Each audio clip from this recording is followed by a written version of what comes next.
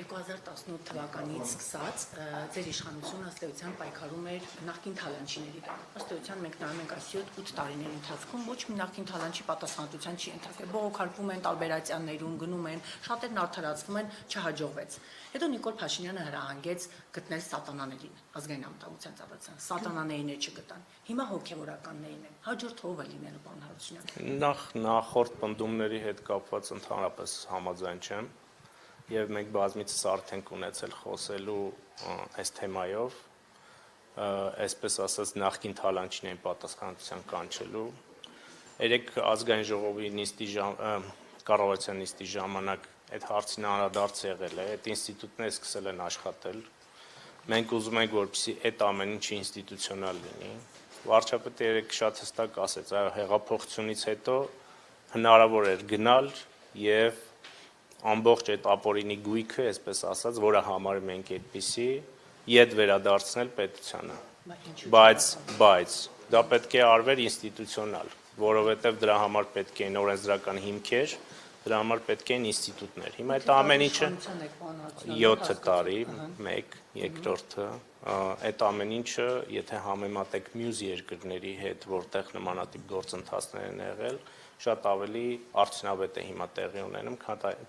քան այլ երկրներում նման ինստիտուտներ ստեղծելիս։ Ինչ վերաբերում է սատանաներին, դրանք փակ կառույցներ են եւ վստահաբար այն գործընթացները, որոնք տեղի են ունենում այդ կառույցներում, ուղղված են բարելավելու դրանց աշխատանքը եւ դրանք շատ հաճախ չէ, որ լուսաբանվում են։ Հոգևորականներին անդրադառնանք 8 տարի է, նոր 7 տարի է, գիտեք, որ կաթողիկոսը նման գործընթացները ըստ տրամաբանության են գալիս օրակարգ։ Եվ երբ որ մյուս հարցերը իրենց լուծումներն են ստանում կամ ընթացքում են լինում, առաջանում են նաև նման խնդիրներ։ Եկեղեցու հետ կապված մենք նախկինում էլ, հատկապես վերջին տարիներին էլ ասել ենք, որ երբ որ եկեղեցին որոշակի գործընթացներ անում միջամտելու քաղաքական գործընթացներին, երբեմն պետք է նաև պատրաստ լինել, որպեսզի նրան, որ այլ հարցադրումներ կհնչեն քաղաքական դեմքերի կողմից, մասնավորապես այս հարցադրումը, որը արվել է։ Անձնական կյանք, պարոն Հարությունյան։ Մենք անձնական ներողություն հերթով խնդրում եմ։ Անձնական կյանքին որևէ մեկը չի միջամտել, անձնական կյանքի հետ կապված բոլոր հարցադրումները արվել են նույն ինստիտուտի եկեղեցու ինստիտուցիոնալ տրամաբանության մեջ, տվյալ դեպքում կուսակրոնության ինստիտուտի վերաբերյալ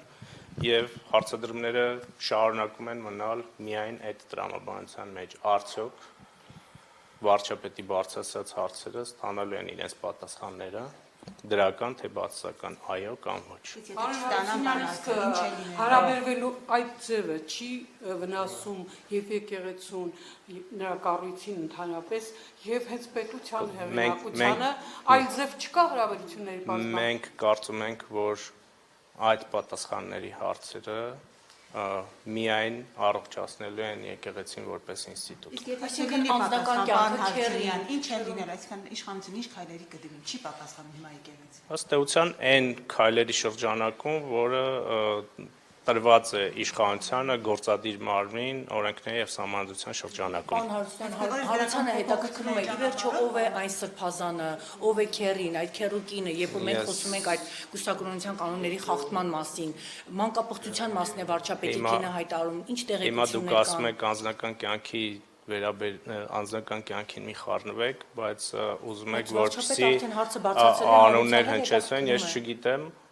եւ չեմ էլ ուզում որևէ մեկի անձնական կյանքին խառնվել։ Այսինքն սա արշավ է կոնկրետ եկեղեցու դեմ, թե որոշ հոգևորականների, որոնցից կարծում եմ իմ գործընկերները ձեզ 1000, հիմա ես 1001 անգամ կասեմ, որ եկեղեցու դեմ որևէ գործընթաց չկա։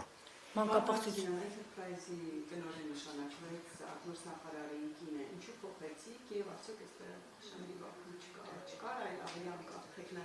Ես կարծում եմ, որ իմ գործընկերները նաև այդ տրամաբանության մեջ են նայել նշանակումից առաջ, եղել է մրցույթ, եղել են թեկնածուներ, եթե չեմ սխալվում, շատ տեխնացուներ են եղել, հետո եղել են հարցազրույցներ, որի արդյունքում որոշում է կայացվել եւ վստահ եմ, որ այդ տրամաբանության մեջ են նայել։ Օբյեկտիվ որոշում է կայացվել։ Վստահ եմ, որ այո։ Ձեր թույլտվությամբ եւս մեկ հատ վարչապետի կինը եկեղեցու մանկապողջության մասին հայտարարեց։ Դուք այդ մասով որևէ տեղեկություն եք կամ միգուցե իրավապահ մարմիններին արդեն հայտնել եք։ Կարծում եմ առիթ կունենաք նման հարցեր տալու ստատուսի հեղինակին։ Շնորհակալություն։ Պարոն Հարությունյան, եւ այդ պայքարի ուրեմն այսպես մեկնաբանվեց եկեղեցի իշխանություն էլ ավելի սրված այս պայքարի հիմքում ոնց որ այսպես մեկնաբանություններ եղան, որ հնարավոր է իշխանությունը բորբոքվել է, քանի որ հարցումներ են եղել եւ ըստ այդ հարցումների հայ առաքելական եկեղեցու հեղինակությունը 5-6 անգամ բարձր է իշխանության հեղինակությունից։ Սրա հետ կապում է դա ձեզ անհանգստացնում է, որ եկեղեցին կարող է գործող նշանակություն ունենալ ընտրական գործընթացում։ Ես անընդհատ լսում եմ այդ պնդումը վերջին զարգացումների շրջանակներում եւ ուզում եմ ձեզ մի բան ասել, որ այդ սոցհարցումները, որոնք արվում են, պետք է շատ ուշադիր նայել, թե տվյալ հարցին պատասխանելիս մեր հանրությունը ինչ նկատի ունի։ Եվ ես ձեզ 100% վստահությամբ կարող եմ ասել, որ եթե դուք զուտ որպես ինստիտուտի նկատմամբ վստահությունից զատ եկեղեցական տվյալ դեպքում շրջանառության մեջ գտնվող անունները դնեք այդ հարցման մեջ, դուք կունենաք բացարձակ այլ պատկեր տվյալ անձանց նկատմամբ։ Եվ մի բան էլ եմ ուզում ավելացնել։ 2021 թվականին ամբողջ եկեղեցին կաթողիկոսի գլխավորությամբ քարոզում էր ընդդեմ քաղաքացիական պայմանագրին։